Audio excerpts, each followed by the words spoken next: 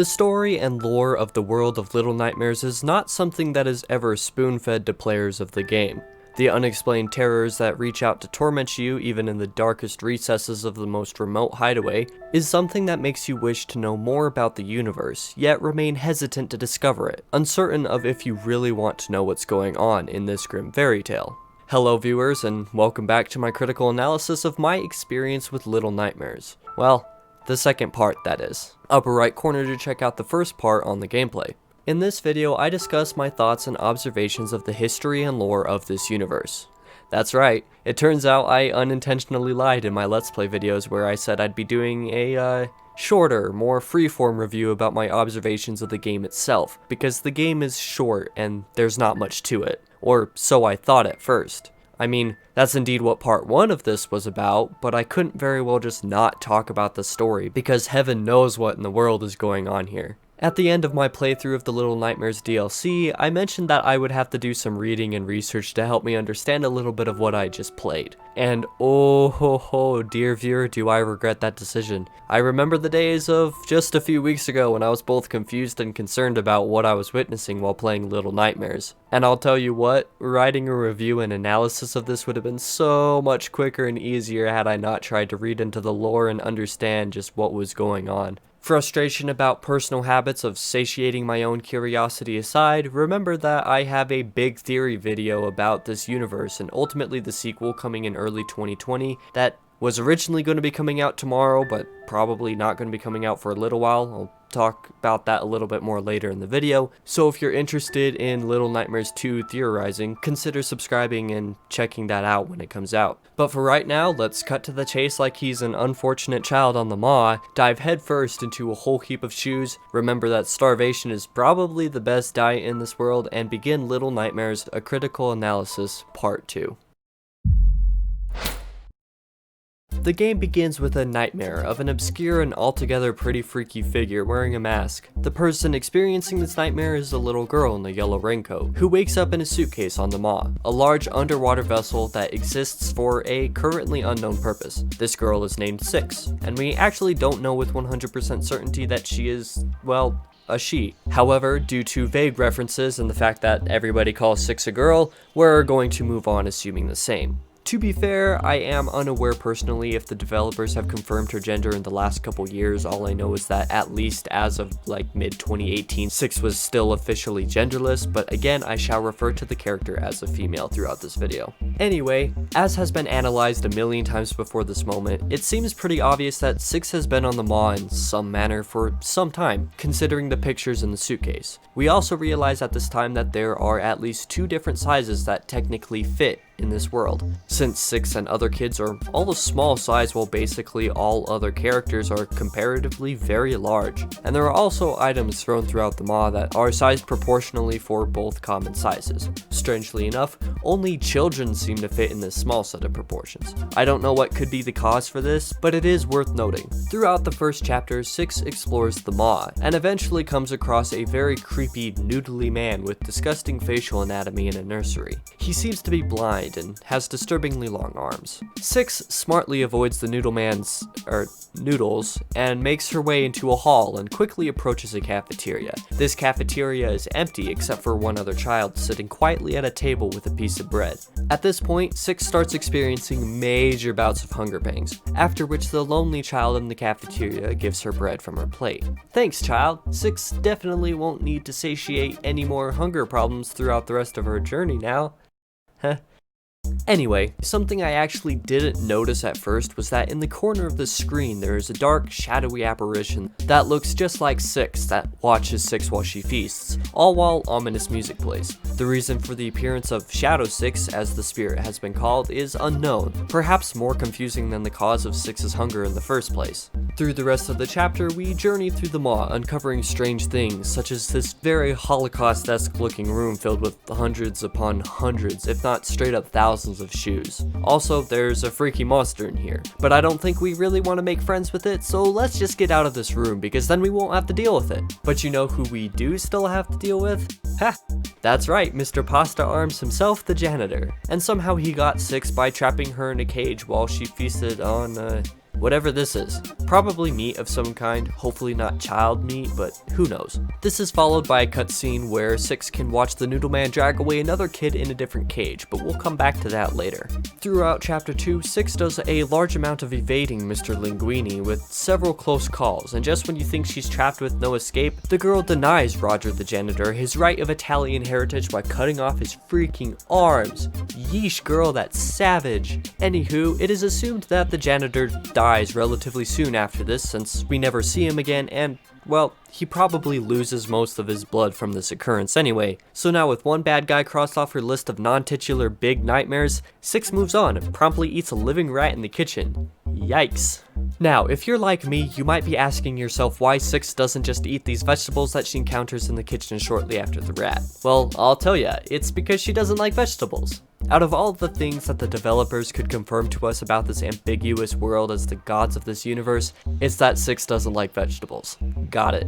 Pointless rant aside, Six shortly after this runs into, whatever the hell these things are. But wait, this might not be their real appearance, but hold on to that thought, we'll get there in a few minutes. We learn through a description of the maw that it rises above the surface of the sea at the same time every year, and each time it appears, a giant horde of guests board it to gorge themselves on food, kids, food, and maybe a little more kids, and it can be reasonably assumed that these hideous chefs spend their days preparing this feast every year. Also, that's not really a joke I was just making. These cooks really be preparing kids. But we're just going to ignore that. It turns out, however, that Six doesn't much like these guys any more than she did Ruggiero, and she winds up escaping these fugly cooks just to find herself climbing along the outside of the maw, viewing dozens of these, guests arriving onto the vessel for the year. But guess what? These guests aren't ever going to be seen again outside the maw, so I sure hope they got good loyal dog sitters so their cute pooches don't die. Anyway, similar to the twin chefs encountered recently, these guests boarding this abomination of a, sea vessel are also incredibly ugly.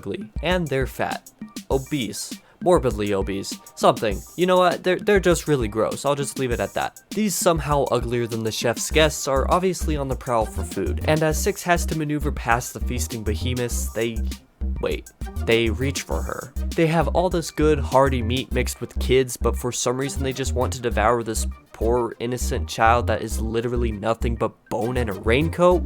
Literally, why? Yeah, whatever. Six narrowly escapes a giant pile of these giant people and comes across a cute little gnome. By the way, sorry I haven't mentioned these guys before, we have a lot to cover and they're not super important to the basic chain of events in the game. This is right around when Six gets more hunger pains and the gnome empathizes with her, offering her a sausage that's lying there, but she eats the gnome. Yep, Six eats a cute innocent little gnome. I mean, maybe she didn't want to eat a kid brat, but still, what the heck? With this travesty out of the way, Six makes her way into the ladies' quarters, where she overcomes the spooky, mask-wearing geisha with the mirror. Oh yeah, I forgot to mention that basically every single mirror in the Maw 6 encounters is shattered to pieces, except for one. It's super convenient that this one happens to be lying around here for some reason, but yeah.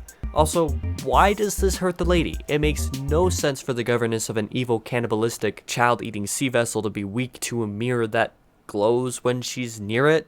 I don't know, dude. The reason I think this makes no sense will ironically make a little bit more sense in a bit, but whatever. Regardless, after defeating this evil enchantress lady with the mirror, Six's hunger pains come back. Again. And you guessed it, she eats the lady. She eats the lady. She eats the lady. First the gnome and now the lady. At least the lady is a bad person unworthy of life. That gnome didn't do anything. Can you tell I'm still salty about the gnome dying? Now hold on just a second. My apologies. I'm getting ahead of myself here.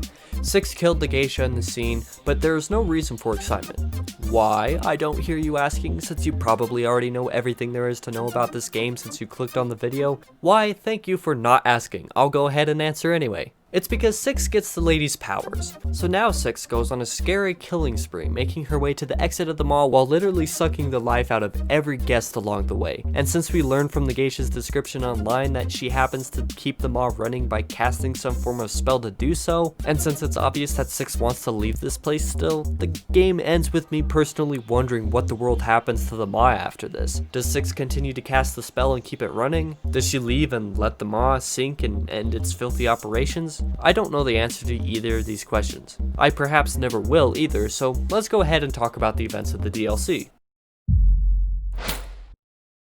The DLC begins with The Depths, slightly before the start of the base game, with the waking of a boy titled the Runaway Kid, in a nursery sort of area similar to the one 6 briefly walks through in the first game. This boy's nightmare was simply a premonition of what would happen throughout the chapter. This kid leaves the nursery room where he sees Mr. Mr. Lasagna Face, still with his spaghetti arms, thus telling us that this takes place at least before the end of chapter 2 of the base game. The Runaway Kid explores through some of the mall in the area as the very beginning of chapter 1 of Little Nightmares. Along the way, he encounters a girl with brown braided hair and a flashlight, and he follows her to find her letting down the makeshift rope that 6 climbs up later. You know what? Let me just rewrite this entire script right here to call this boy RK now, because Grant from Trucicle is wise, and saying the boy's real name for the rest of this portion might make me lose my sanity faster than Il Bidelo can lose his starchy appendages during a speedrun of the base game. Okay, now where was I? Oh, right. RK continues to follow this mystery girl to the point of an open sewer gate. And quicker than I can smash my phone, aka calculator, on my desk in frustration of how bullcrap probability is, RK jumps into the grate, into, well, some water. Before reaching more scary watery areas, this blue-backed boy comes across a clear area with a flashlight. The one the girl was carrying, but no girl. Where could she have gone? The game doesn't tell you, sorry. Throughout the rest of the chapter, RK must make his way through the depths of the maw, avoiding a very ugly granny. Don't be mad, her name is Granny, but she doesn't seem too intent on baking delicious cookies and giving warm hugs though. In fact, oh no, I think she's trying to kill you. Better push this TV into the water and kill her. Way to go, RK, now you're a murderer, but I'm sure you don't care. Oh well, that's not a problem at the moment. Right now, RK has gotta get out of here. But unfortunately, he ends up right into Mr. I'm running out of creative names for this piece of garbage. Whatever. But hey, you remember when I said this? This is followed by a cutscene where 6 can watch the Noodle Man drag away another kid in a different cage, but we'll come back to that later. Guess what? RK meets 6. 6 meet... Wait, no, bring him back, evil janitor! Formal greetings haven't finished! Wow, what an inconsiderate man. Monster? Thing? Yuck, this is all getting very confusing. In case you couldn't tell, this is about halfway through the events of chapter 2 of the base game, and it turns out that the runaway kid is one of the ones that Roger the janitor hangs on a hook to send to the kitchen. However, before the child can reach that destination, he escapes his bindings and ends up in the furnace area of the maw, where he recruits so many of these cute little gnome buddies to help him out. I'm totally going to skip over the fact that this chapter is incredibly frustrating to play because that's a topic I already covered here. Reaching the top of the engine area, RK comes into, well, a hideaway, as the chapter name suggests, where there are a large number of gnomes residing. But wait, these shadows aren't triangle-headed cuties, these shadows are of kids. This must mean that these gnomes are all actually kids, presumably similar in age to 6, who is 9 years old. Leaving this hideaway, RK actually arrives atop an elevator that has a pre-eaten by 6 leader lady woman person in it. This cannot be good. If RK has to have a run-in with the lady, that must mean that he doesn't make it, since 6 must later have a similar run-in where she defeats her. Oof. With that knowledge in mind, the final chapter of the DLC begins, which leads RK through a maze of a library to try to escape this place. Along the way, he encounters these scary as hell shadowed children things that give me chills every time I see them. Good thing he's braver than me though, because he can just hold his flashlight up to them and disintegrate their existence. Neat. Now about escaping. RK, believe it or not, actually comes really close to escaping the residence, which is just another section of the ladies' quarters that 6 does not see. But guess what? Oh, were you gonna guess he doesn't make it? Hush, we're not there yet. Hey, also remember when I said this? The reason I think this makes no sense will ironically make a little bit more sense in a bit, but whatever. Well, the reason I say this is the runaway kid sneaks through a corridor and sees the geisha looking into a mirror. Like, what? Why can she look into this mirror and be fine but be unable to look into the mirror that 6 holds in the base game? Why? This makes no sense. Sorry, I feel bad. It's just that if there's anything about this game that I have absolutely no clue about at all, no matter how hard I try to interpret it, it's this.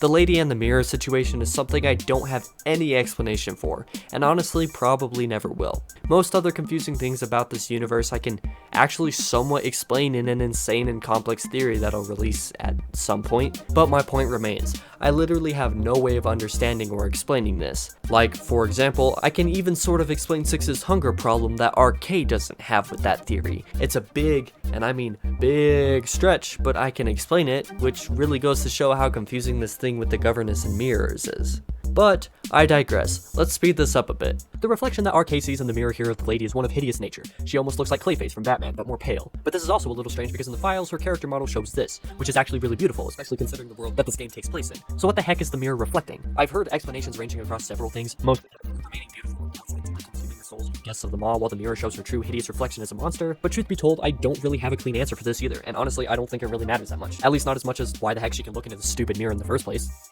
Anyhow, RK tries to sneak past, but the lady notices him, and after letting out a terrifying shriek, she stalks him for a minute until he enters a room where she captures him. I knew things would end bad for RK. Following this genuinely unsettling and terrifying cutscene, we see a gnome? Well, that confirms it. We basically already knew that the gnomes were kids because of all the clues thrown in throughout Chapter 2 of the DLC, but this event 100% cements this as canon. If only we could have more confirmation about anything, you know, important in this universe that hasn't already been mostly confirmed before now. The poor kid then makes his way through a little bit of the guest area of the mall, and the chapter ends with him entering a room with a sausage. So 6'8" the runaway kid. What a depressing end to this kid's journey. It's honestly incredibly sad. But yeah, following this reveal and some credits, there is another cutscene that shows a TV that flashes an image of the Thin Man from the upcoming Little Nightmares 2 title, which is not a topic I shall be delving into today. Instead, subscribe for that theory when it releases sometime, where I'll discuss a fair amount about what we know of that game so far, as well as what I think it will tell us. Truthfully, I will try to get that video out as soon as I can, and I really wish my schedule didn't break so bad and force me to push the theory back.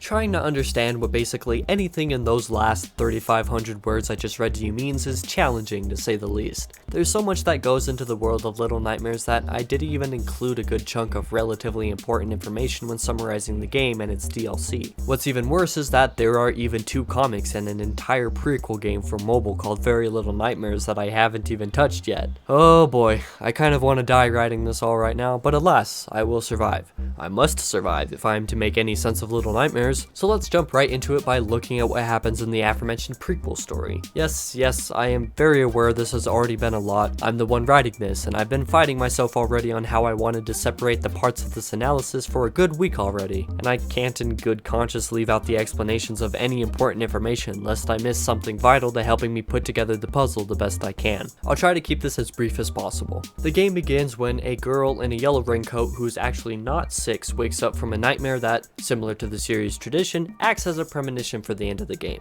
This girl, whom I shall name Yellow Raincoat Girl, or YRG for short, wakes up from this dream in a crashed hot air balloon, now stuck in a mansion called The Nest. Upon exiting the attic she had gotten herself stranded in, YRG encounters another little girl here. Both girls separately have the same goal of getting out of this place, although they rarely encounter each other for more than a few seconds at a time in a few areas. Throughout the game, Yellow Raincoat Girl has the grueling task of not only getting out of the nest, but also comes across numerous surprises and encounters some new enemies, such as a minor nuisance like the dump monster that is very reminiscent of Little Nightmares neo-Nazi, might I add, as well as the craftsman, the butler, and the seeming lady of the house, the pretender, although she's very much more like a spoiled brat child with absent parents than anything else. Further along in the game, YRG and the other mysterious girl actually have to work together after leaving the mansion, running away from the butler, and then they both have to scale a cliff to avoid the pretender. After a failed attempt to kill the pretender, the spoiled brat actually tackles YRG off the end of a cliff, and both of them die in the water below, leaving only Yellow Raincoat Girl's yellow raincoat behind. After the game's credits is when the mystery girl is revealed to have been 6 the entire time. Down at sea level, she takes a raft out to sea, grabs the floating yellow raincoat, and then floats further out to sea where she much later ends up on the Maw. Now obviously, after this huge wealth of information, the obvious question to ask is, what in the world does it all mean? Well, dear viewers, that's a loaded question, but I shall do my best to make sense of what I can based on my personal observations and research. First, let me try to explain the Maw, since that is the primary subject of the original game. The Maw seems to be a vessel used specifically to exploit the greed and gluttony of this world's inhabitants. Not only is this very obviously depicted in the way the guests gorge themselves for who knows how long, but it is also evident in the game's past. Before Little Nightmares became Little Nightmares, the game was known by the title Hunger, and this was due to themes of food, greed, and consumption that are constants throughout the experience. Also, do you remember 6's hunger bouts that I can't fully explain right now? Yeah, that also gives a little more credence to this. And just because I have actually never seen anybody else discuss this specific point, what does the word maw mean? Yes, I mean the same word that the setting in the main game and its DLC take place in. You don't know? Well then, let me tell you. Merriam-Webster's dictionary defines maw as meaning 1. The receptacle into which food is taken by swallowing, or 2. The throat, gullet, or jaws, especially of a voracious animal. Both of these definitions together define the functions of the maw perfectly. The maw intakes guests each year periodically who are never seen again, and moreover, the maw, or at least those on the maw who run it, seem very much like voracious animals, which makes the name of this vessel even more fitting. Besides this, you may discover that names in Little Nightmares hold a lot of meaning in general. The nest is some form of housing or safe ground for the pretender until she can metaphorically fly on her own into whatever role this disgusting world would place her in, much like a normal nest is where you'll find young birds who cannot live on their own yet. The maw's name I just described, plus all of the chapter names in the game, are very obvious about what they feature, but the only location I can't fully explain is the Pale City, but I do however have a prediction. According to the same Merriam-Webster's dictionary, a sub-definition of the second usage of pale says the following: a territory or district within certain bounds or under a particular jurisdiction. This definition lies under the main heading that says an area or the limits within which one is privileged or protected, as from censor.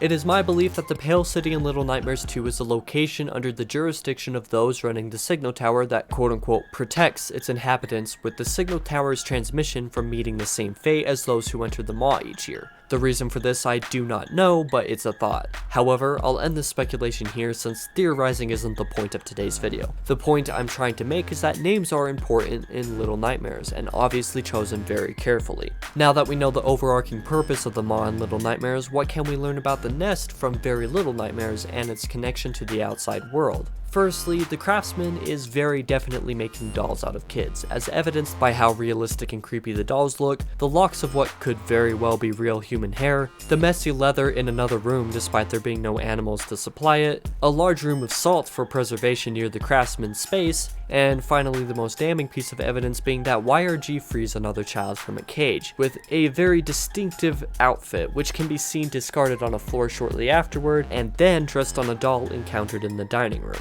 Furthermore, I would also like to point out that the nest features a dump very similar to the maw's shoe pit. Since the maw is used to gather and slaughter who knows how many people every year with its annual feasts, it can be inferred that the dump in the nest is similarly used to discard the unnecessary items that come with the children that died to become the pretender's sick toys. Similarly, the nest and the maw are also connected as well. There are very similar cages in both locations. Both places utilize these mechanical eyes that harden those within their view to stone, or something like that. Plus, there's the obvious fact that gnomes are located in both places, as well as boxes in the nest with the all too familiar all-seeing eye may actually be used to ship items to and from the nest, the maw, and possibly the Pale City as a supplier alongside its namesake role of providing shelter for the pretender while she grows up. What I want to quickly do right now is actually switch my focus for a bit and talk about the mirror problem when it comes to lore and rules of this universe. No, I'm not going to lose my temper again because the mirror problem as it relates to the lady is still a topic I won't even try to explain. I can't, I won't, don't ask me to. Anyway, there's actually one mirror in the maw that is not broken that isn't the two I've already mentioned in the Little Nightmares and Secrets of the Maw summaries. In Chapter 4 of the base game, in the guest area, there is a random bathroom that you have to enter and hide in to avoid one of the twin chefs. In this bathroom is an unbroken mirror, the first one you ever encounter in this series. It seems extremely random. However, to continue on in the story, you must break this mirror, and holy what in the world, there's a chair in there. This isn't just any old mirror. This is a two-way mirror, similar to what you would find in interrogation rooms at a police station. Like I hinted at, this seems incredibly random, but those who know about Little Nightmares past might remember that there is actually an antagonist that was completely cut from the game called Wax Bellman, who was said to observe guests through two-way mirrors for some unknown purpose. The bellhop may have been cut from the game, but this here is very obviously an Easter egg referencing him. Or maybe Wax is still an important character in the lore, but was removed from the maw prior to the game's event. It can't be said for certain, but it's definitely an interesting thought. And this actually brings me to my next observation. Similar to how hunger, greed, and consumption are main themes of Little Nightmares, I think voyeurism seems to be a minor theme here as well. Now for all you smart Alex out there, let me clarify. No, I'm not referring to the main definition of voyeurism defined as somebody gaining sexual pleasure by privately watching others engaging in sexual acts. I mean the other definition of voyeurism defined as gaining enjoyment from the pain or distress of others. The first thing that tips me off to this is definitely the eye machines throughout the maw. Not only do they watch for runaway children to turn into statues, they are also set up as cameras around the maw, watching and possibly recording the pain and discomfort of others, especially children. The second thing that tips me off to this is also how the lady just kind of oversees everything so passively for reasons that haven't been spelled out for us. And just because I have no other place to put this last observation, I'll just throw it in here. You may notice that the skin of Mr. Fettuccine's head here almost seems to be collapsed, like it was just torn or something at the top of his head and proceeded to pile up over where his eyes are. This explains his blindness, but what in the world could have caused this? This gray matter up here must also be his skull then, underneath. But that's so weird. Now observe here the twin chefs. I noticed on my playthrough of the game that it almost seems as if the faces of these chefs are more like masks. And we basically get a confirmation when one lifts up the bottom of his mask to scratch at something underneath. The reason I mention this is actually because to me, it appears that whatever is underneath the mask appears to be a dark gray color, just like the janitor's skull shown earlier. I'm thinking that there might be some deeper meaning or connection here, but I have no idea what right now. And on that note, even after analyzing all of this, I don't really have any big major ideas of the actual meaning of any of this right now, in case that wasn't obvious enough yet. All of this information has been swelling up my brain for a while and it's super interesting information, but a lot of it is so vague that I just need more time to really have a headcanon of what's going on and why. I do hope to be able to draw some more definitive conclusions after playing Little Nightmares 2.